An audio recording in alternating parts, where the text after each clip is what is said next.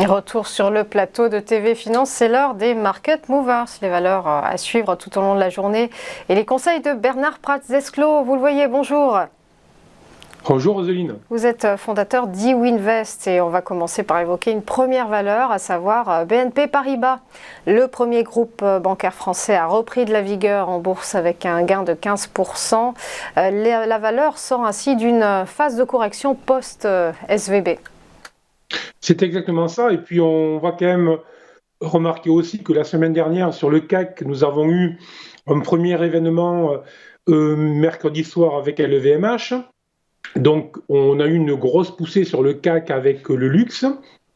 Et vendredi, avec les résultats des bancaires américaines, on a eu donc en milieu de journée une poussée sur les financières européennes, puisque les résultats financiers des bancaires américaines ont été jugés très positifs, et c'était le cas. Donc sur le plan technique, on va juste constater que la BNP est en train de revenir sur des niveaux qui sont quand même cruciaux, qui correspondent à 62% pour ceux qui travaillent avec ce fameux ratio de Fibonacci, dont c'est un niveau qui est très important.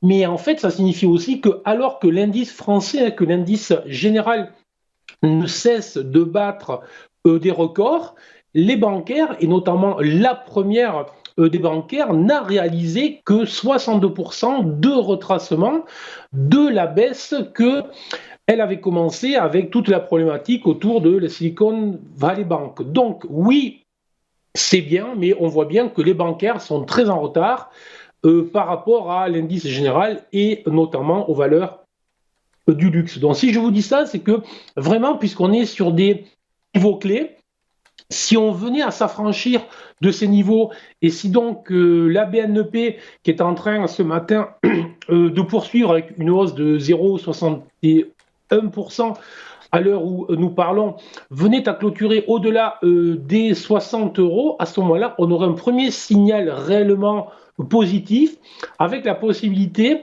de se tourner vers la fermeture du gap baissier qui a été réalisé justement sous le coup de ce stress que nous avons connu début mars.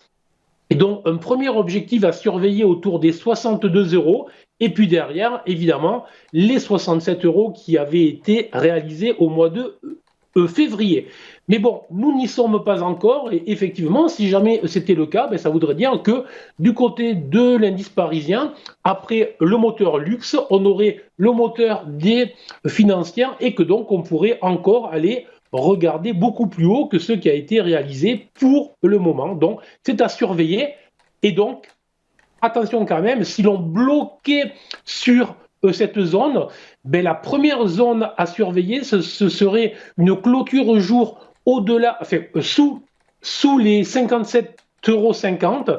Et là, ça serait une première alerte baissière qui montrerait que la vague de hausse qui a suivi le rebond du 20 mars n'était qu'une vague intermédiaire. Donc vraiment, on est sur une zone clé, et surveiller très attentivement ce qui se passera dans les prochaines heures et les prochains jours.